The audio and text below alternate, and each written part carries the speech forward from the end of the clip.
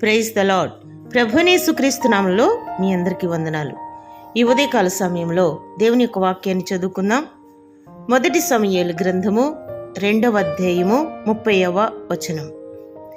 నీ ఇంటివారును నీ పితరుని ఇంటివారును నా సన్నిధిని యాజకత్వము జరిగించుదురని యెహోవా ఆజ్ఞ ఇచ్చియున్నను, ఇప్పుడది నా మనసునకు కేవలము ప్రతికూలమాయనని ఇశ్రాయేలీల దేవుడైన యెహోవా సెలవిచ్చుచున్నాడు. కావున యెహోవా వాక్కు ఏదనగా, నన్ను ఘనపరచు వారిని నేను ఘనపరచుదును, నన్ను తృణీకరించువారు తృణీకారం పొందుదురు. ఆమేన్. సర్వశక్తుడు మహాదేవుడైన యేసుక్రీస్తు నామమున మీ అందరికీ శుభములు. అందరూ బాగున్నారా? మీరు అందరూ బాగుండాలని దేవుని సన్నిధిలో మీ కొరకు ప్రార్థన చేస్తున్నాను. దేవుడు మరొకసారి మనకు ఈ ఉదయకాల సమయంలో ఆయన వాక్యం ద్వారా మాట్లాడుతున్నారు.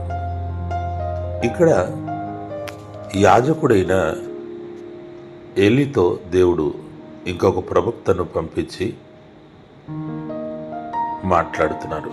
ఇదిగో నీ ఇంటివారు అలాగా మీ పితరుల ఇంటివారు అందరినీ కూడా నేను యాజక ధర్మం జరిగించాలని నియమించి ఉన్నాను. కానీ ఈ సమయంలో మీ పరిస్థితులు మారిపోయినాయని చెప్పి దేవుడు బాధతో ఇక్కడ మాట్లాడుతున్నారు. ఏలి కుటుంబము ఒక యాజక కుటుంబం అయినప్పటికే వారు చేస్తున్న పనులు ఒక యాజకుడు చేసే పనులు కాదు అని దేవుడు గ్రహించారు. ఏలి కుమారులు భయంకరమైన పాపములు చేశారు, దేవుణ్ణి దుఃఖపెట్టారు. దేవుని హృదయంలో ఎంతో బాధ కలిగితే ఆయన తన ప్రవక్తను పంపించి ఏలితో మాట్లాడిన మాట ఇది. మీరు యాజకుడుగా నేను నియమించినప్పటికే మీరు యాజకుల్లాగా ఉండలేదు, మీరు పాపము చేస్తూనే ఉన్నారు. నేను ఏదైతే చేయకూడదు అని చెప్పానో అదే మీరు చేస్తున్నారు అని చెప్పి దేవుడు దుఃఖపడుతున్నారు. ప్రియ దేవుని బిడ్డలారా, మనము ఎందుకొరకు పిలువబడి ఉన్నాము, ఏ పని కొరకు మనలను దేవుడు పిలిచారు, అలాగే ఒక విశ్వాసిగా లేక ఒక సేవకుడిగా మనము దేవుని యొక్క పిలుపును గ్రహించాలి. దేని కొరకు దేవుడు పిలిచారో అది పని మనము చేయాలి. అయితే దేవుని యొక్క మాటను తిరస్కరించి మన ఇష్టప్రకారం మన పాపములో జీవించిన ఎడల దేవునికి ఎంతో బాధ కలుగుతుంది కదా. అందుకు ఒక్కసారి గ్రహించండి. నా ప్రియ సహోదరి సహోదరుడా, ఏలి కుటుంబం గురించి దేవుడు బాధపడుతూ మాట్లాడిన మాట ఇది.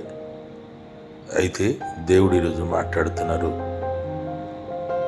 నన్ను ఘనపరిచే వారిని నేను ఘనపరుస్తాను, నన్ను తృణీకరించే వారు తృణీకరమునందుదురు అన్నారు. ఏలి కుటుంబము దేవుని ఘనపరచలేదు కానీ దేవుణ్ణి తృణీకరించారు. గనుక దేవుడు వారిని తృణీకరించారు. మీకు తెలుసు, ఏలి కుమారులు ఇద్దరు ఎంత భయంకరమైన పాపములు చేశారు. దాని తర్వాత అన్నతమ్ములు ఇద్దరు కూడా ఒకేసారి ఒకే రోజు చనిపోవడం జరిగింది. అదే రోజు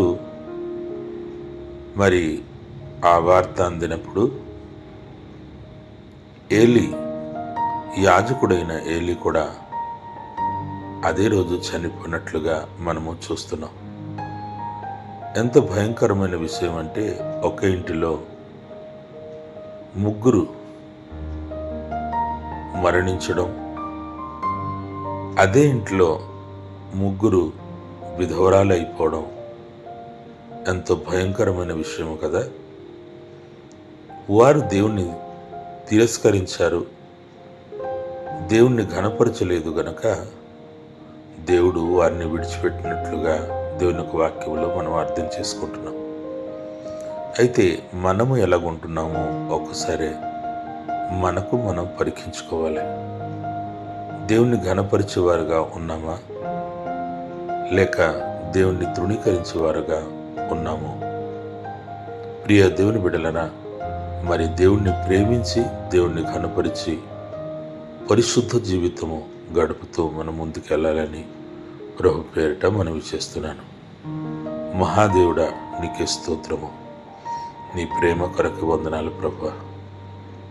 నువ్వు పరిశుద్ధుడు గనుక నిన్ను స్తుతిస్తున్నావు తండ్రి. నువ్వు పరిశుద్ధుడు గనుక మేము పరిశుద్ధంగా ఉండాలని కోరుకుంటున్నాం.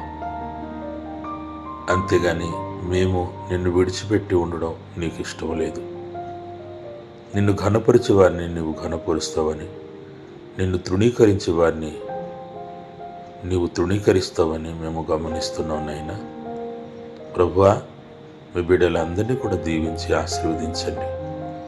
అందరూ కూడా నిన్ను ఘనపరిచి నీ కోసం బ్రతికిన బిడ్డలు గుండుటకు సహాయం చేయండి.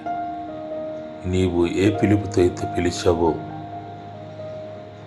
దానిని గమనిస్తూ పరిశుద్ధంగా నీ పిలుపును తగినట్లుగా బిడ్డల బ్రతుకుటకు సహాయం చేయమని యేసు పుణ్యనామములో అడుగుచున్నాము తండ్రి. ఆమేన్.